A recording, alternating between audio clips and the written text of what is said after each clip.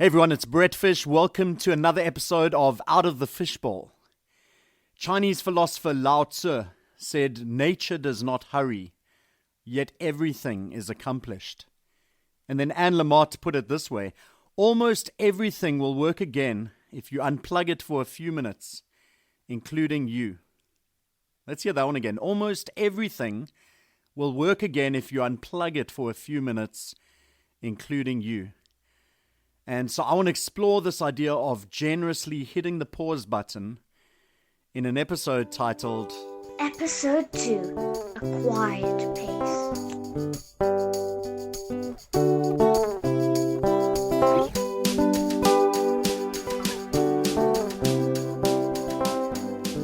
In my work with Heartlines, we often do an activity called the River of Life, in which we invite people to take a big sheet of paper and to go and spend some time, depending on how long the workshop is, 20 minutes, 30 minutes, an hour, and to depict their life as if it was a river on this A3 piece of paper.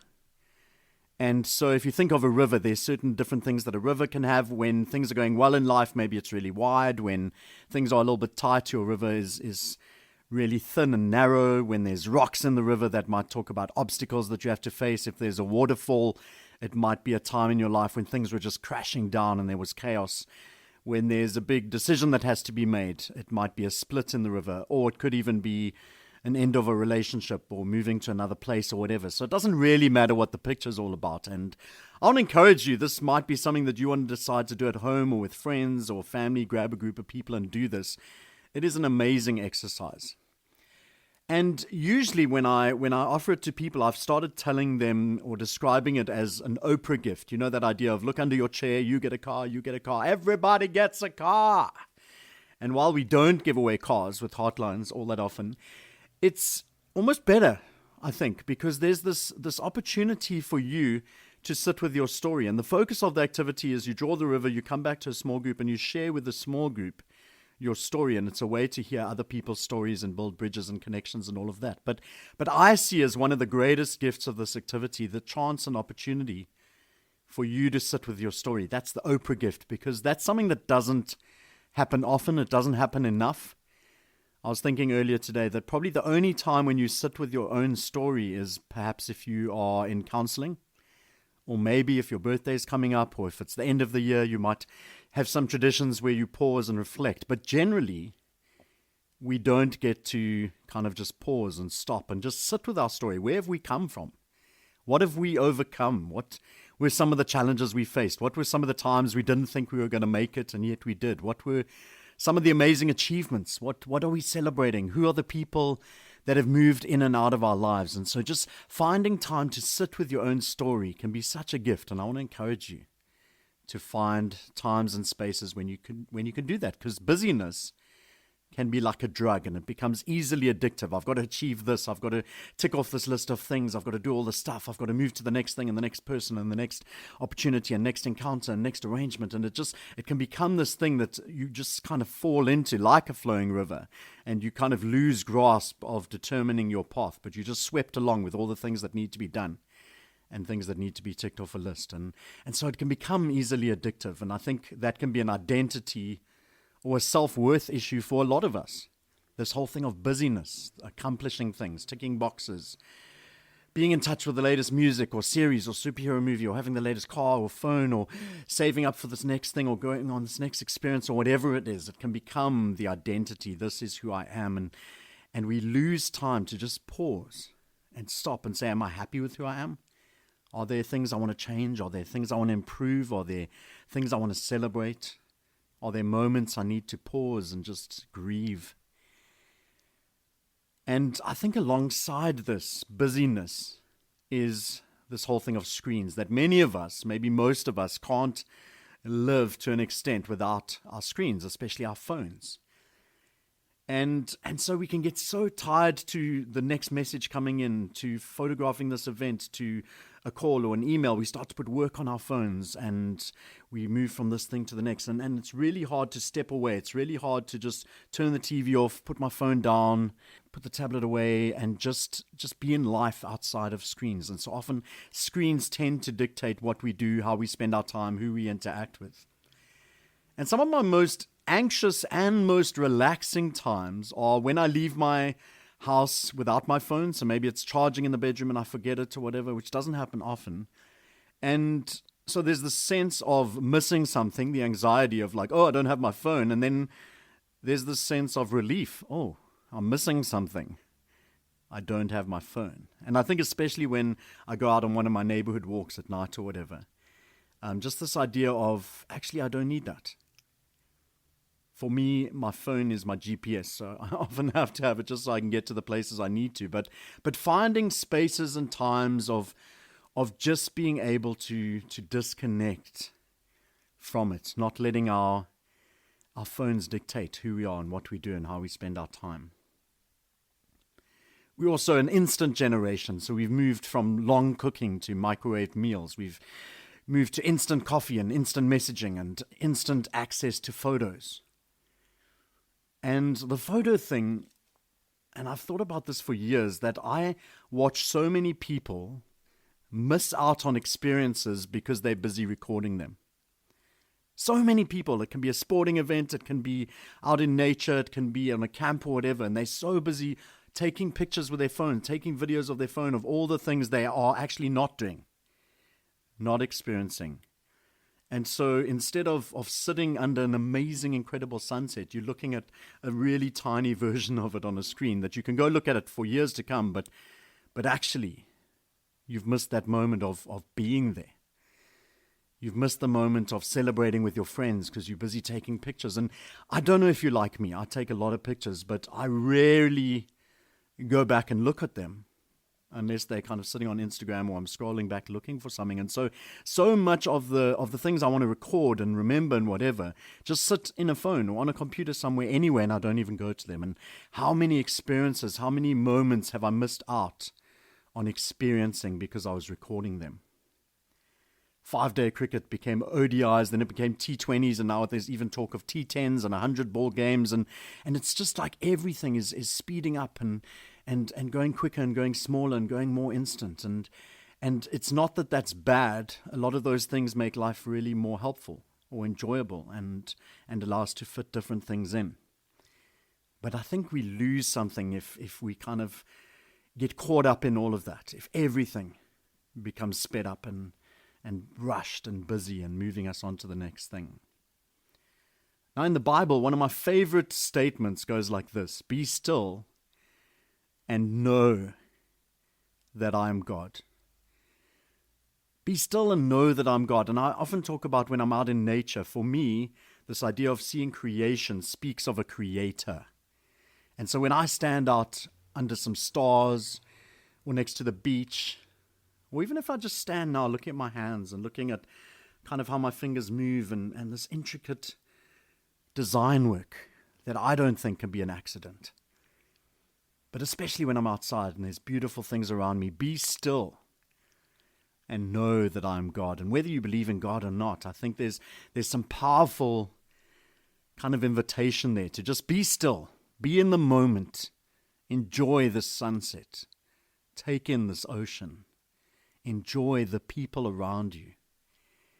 I mean, one of the big horror stories that I think most of us notice is when you're at a restaurant and you look across and you see a couple or a family and everyone is on their phone and they out eating lunch together but not together at all. And we've lost this art and this ability of just putting down the phone, putting down the things that distract us and just being with each other. I think I generally feel a bit more strongly than most people on this. And so I try to temper it, like everybody kind of figure out where you stand on it. But my feelings around phones is that if I'm going out for coffee with you, unless you've kind of said, hey, I'm expecting a call from my boss or my wife is pregnant and about to give birth, if it's just you and me going for coffee and your phone rings and you answer it or you look at it, then for me there's the sense that you've chosen that person over me, even if it's a wrong call. So you might choose a complete stranger over the fact that you chose to come out and have coffee with me or whatever. And so I try to use that to govern my time with other people rather than kind of judging people around me. But there's this sense of if I come and have coffee with you, I'll put my phone away. My phone generally lives on silent. And some people don't have kind of work that allows them to do that, but I do. And so my focus is I've chosen to spend this next hour with you. I'm going to give you my attention. Unless there's a cricket match on, and then I'll ask for permission to check the scores. But that sense of you are the most important thing to me right now.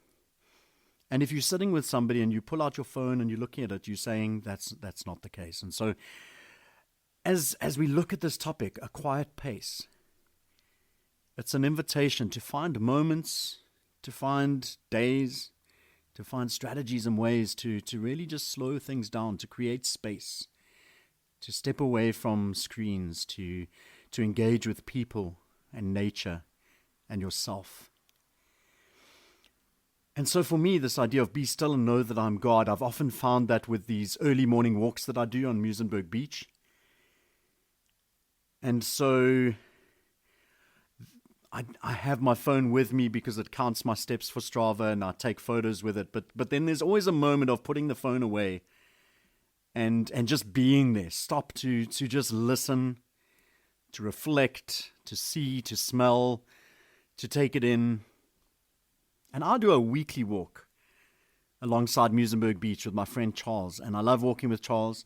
But every now and then I go and pick him up and we have this understanding that if he's not at the car within 10 minutes of me meant to pick him up, then I get to go because he's overslept or whatever, and it's happened once or twice. But I often find when it gets to 8 minutes past and there's just 2 minutes to go, something in me, as much as I love walking with Charles, there's a sense of, I get to go by myself today. And there's a joy that happens when I go, because if Charles doesn't pitch up, then I'll go to the beach and I'll do the walk by myself. And then I will take more time to just be still and to just look and smell and see and be. And it's one of the regular times in my life. And that's why when the weather gets good again, I tend to go around on late night walks around my community, because the privilege of being a white male, it's safe for me to do so. But taking an opportunity to just slow down and just take it all in and reflect on things. What is troubling me? What are things I need to do? Are there people I need to go and apologize to? Are there relationships that need more work? Who haven't I reached out to for in a while? Who needs a voice note? And often on my walks, I'll send voice notes to people and just encourage them, remind them that I love them, tell them I care about them, those kind of things. And so a quiet pace is this idea of being more in charge of the pace of your life. Sometimes we can't avoid it. Sometimes we have to get stuck into the busyness that's there. But if we plan ahead and if we create spaces in our timetable, we can find ways to be quiet and to be still. Now, if you've seen the movie A Quiet Place, which is obviously where this title came from, there's this group of alien creatures that have taken over planet Earth, and the humans that are there have to be absolutely silent. If they make a noise, somebody can die. If there's no silence, you die.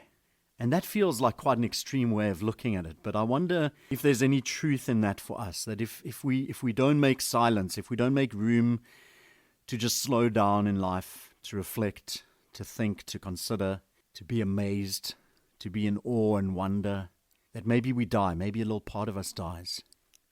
Maybe we lose a little bit of ourselves because we're caught up in things and people and meetings and screens and all that. And so this is an encouragement. It's not a criticism. It's not a condemnation. It's an invitation to a quiet pace, to finding moments where you can just turn things off, slow things down. And there are 1,000 different ways to do this. And I look forward to hearing you share some of your ways that you do this in the comments, and hopefully we can have an engagement around this. Tell me, what do you do to switch off, to slow down, to quieten down? But here are some of the things that I've found work for me, and feel free to take any of them and add them. I've probably taken them from other people. The one thing which I've done this year, which I've done in various other years, but I love, is a gratitude journal. And so the last thing I do before I go to bed every night, which is often every morning, I tend to end up going to bed at 1, 2 in the morning sometimes, is I've got a book that literally lives in my bed. And so the very last thing I do is I take a pen and I write the date, and I write at least one thing that I'm grateful for in the day. And often there's 2 or 3 things. And I try not to write all the things I'm grateful for. I don't want 20, 30 things, but at least 2 or 3 key things that I'm grateful for. And if I have the worst year of my life, at least I can look back and find 365 things that I'm grateful for. And so I find that as you start to reflect gratitude, you start to realize that there's a lot going in your life. And I've spoken about how hard the last 3 years have been, but the gratitude journal has helped kind of take me out of myself and remind me of all the privilege and all the joy and the friends I have and the things that happen. And I've never struggled to find at least one thing in the day that I'm grateful for. Another thing is river reading, and I think this is something that Val came up with, and we've done it a couple of times. And we take camping chairs, we invite a couple of people, and we go to Newlands Forest. Normally there's a thin kind of little trickle of a river, and we separate.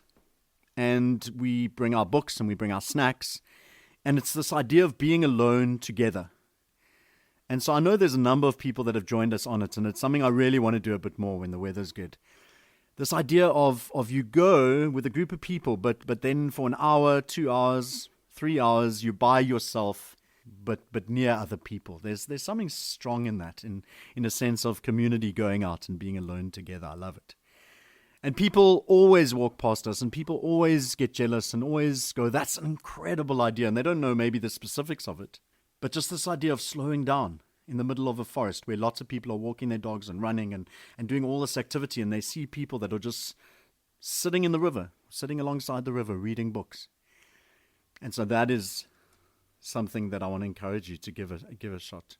Solo walks, which again speaks to a privilege thing, and not everyone can do this depending on where you are and who you are. But if you've got the opportunity, if there's a place in nature that you can go to that is safe for you, or if there's a place in the suburbs. And I see lots of walking groups and running groups around Deep River where I stay. And so if it's not something that feels safe for you, then you can do an alone together thing, I guess, by finding a group that goes out and walks and walk with them and don't feel the need to necessarily engage or whatever. But you can have people around you that can make it safe. But for me, as a guy, like, I really love the times of just being able to walk at 11 o'clock, 12 o'clock at night, just walk around the suburbs. And again, like, that's an easy time to be switched off. There's no activity. Most people are asleep. There's a chance to just think and reflect and listen, all that kind of thing. Just music. So sometimes at home, I will pump up the iTunes, put on a playlist, and just lie down on the couch, or sometimes even lie down, stretch out on the floor, and just listen to music. Because I find that often when I'm listening to music, I'm doing something else, and so music is in the background, and so I'm doing work, or I'm writing to people, or playing games, or this and that. And so it's amazing sometimes to just only have music and just be in it. What is the music you love? What relaxes you, or excites you, or calms you down? Just even if you've only got 5 minutes. But maybe sometime you've got an hour. And one thing Val and I used to do is we used to have a record player, and we'd invite people around. And the idea was find a spot, lie down, and Sunday afternoon, easy listening. And so it's another thing you can do alone together. Invite some people around. Everyone adds a few songs to the playlist, and you just are by yourself together, just enjoying the silence, a quiet pace. What else? I think just intentionally creating spaces where you can step away from the screen and away from your phone. And so it might be that on Sunday before the week ahead that you put something in the diary.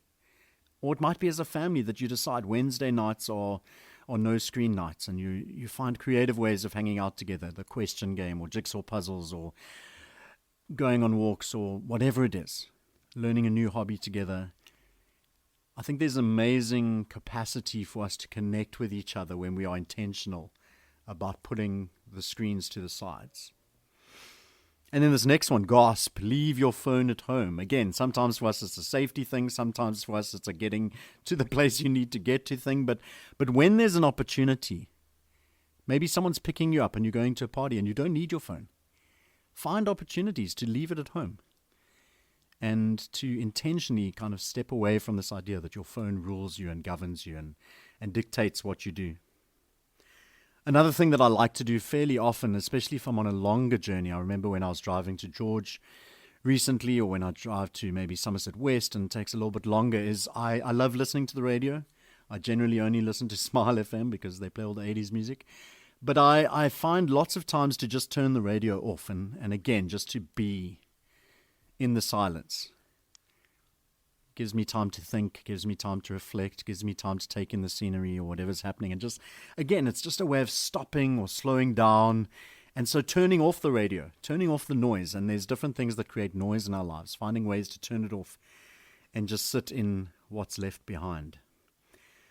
And then another thing that we do that I really used to love doing with Val at the end of the year, and I've started doing it by myself as well, is this end-of-year reflection. So we used to go out to a restaurant and take a bunch of A4 pieces of paper that had different headings on them. And it doesn't really matter what the headings are. You can come up with them creatively. And again, this is something you could do by yourself. It's something you could do with a couple of friends where you go and be together alone and you kind of explain the activity and then everyone does their own one. But each piece of paper has some theme that is either reflecting on the year that's passed or the year that is to come. One of my favorite ones was, who do we want to hang out with? And so if you don't choose who you want to hang out with, especially if you've got quite busy lifestyles and a lot of networks and things like that, then it will just kind of happen. But maybe there's certain families and certain individuals, and maybe there's people you're mentoring, people you haven't hung out with a long time, and you put names on the list. Like, these people we particularly want to hang out with next year. We want to be more intentional about spending time with them. It might be, what is one thing, or what are some of the regrets of this year? Some of the things where you feel you could have done better. What are experiences that you want to put in place for next year? So I've been talking about these deep dive conversations, and that's something that I really want to see happen in my life next year. And so that's going to be on that piece of paper. Like, maybe there's a hobby you've wanted to take up, a language you've wanted to learn, a skill you've wanted to get that you just keep on not getting to. And if you take a time at the end of the year to slow down, write some things on a piece of paper, it's amazing how they can help focus you. And so we usually do that with 4 or 5 pieces of paper, spend an evening just looking back. And a lot of that is celebration. It might be mourning or grief over things that have happened. It might be remembering people you've lost. And then looking ahead to celebrations, to new ideas, to new adventures you want to take, to things that are coming up, to people you want to connect with. And so that can be such an amazing one. Art can be another one for people that are arty, which is not me. Food, learning new meals. I love cooking.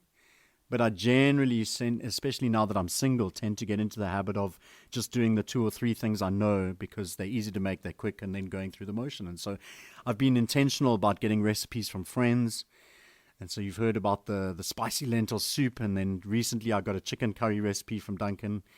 And so finding new things you've always wanted to make. And if you've got a partner or if you've got a family, those can be spaces where you invite everyone. Hey, Wednesday night, let's get together, let's do this thing. Incense, a new hobby. I think I've mentioned some of those before. And just one more thing on the end of year reflection. And at Heartlines, they have this really simple thing, which is really profound. And it might be a way for you to do that, especially as we're coming to the end of the year. And it's basically, you could have 3 sheets of paper with headings that say stop, start, and continue. What are things that I want to stop? What are things that are eating up my time, eating up my energy? What are things that I need to resign from or step away from? What are things that I need to start? And we've spoken about new things. It might be old habits that you've grown away from. It might be things like reading the Bible or going on walks or reading at all. That language you were learning. What are things I need to start? And then what are things I need to continue? Things that I've been doing that are good that I want to carry on doing. And so stop, start, continue is a great way of just pausing and reflecting as you head into a new year. So I'd love to hear from you. I'd love to hear what are some of the things you do to pause? What are some of the things you do to kind of add some quiet pace into your life? I hope this has been helpful. I hope it's given you stuff to think about. I hope that you are already thinking of some things, maybe some of the suggestions I said, some of the stories I shared, and you're going to put those into your life. And I want to encourage you to do it sooner rather than later, because the longer you leave this, the less likely it is to happen. And maybe if you are in a place where there's comments available, write down in the comments, what was one thing you heard from this chat that you want to put into place? And then please share some ideas of things that weren't on the list, ways that you slow down and reflect and pause. Nature does not hurry, yet everything is accomplished. And then almost everything will work again if you unplug it for a few minutes, including you.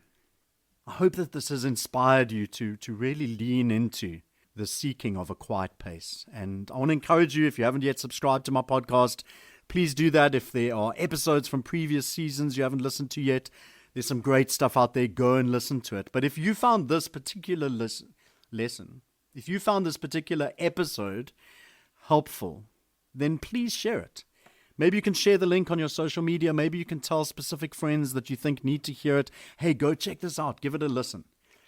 It would be great if you can help me get this in front of more ears, because I really think that this particular one is something that so many of us need to hear, and need to hear regularly. Pause, stop, reflect, be still, and know. And so I really hope this has been an episode that has really given you something to think about, and really invited you to both create and to look for spaces where you can slow down and reflect and really lean into a quiet pace, which will add to those times when you are busy, when you do have things to do and responsibilities to get to. I'm BrettFish, and this has been Out of the Fishbowl.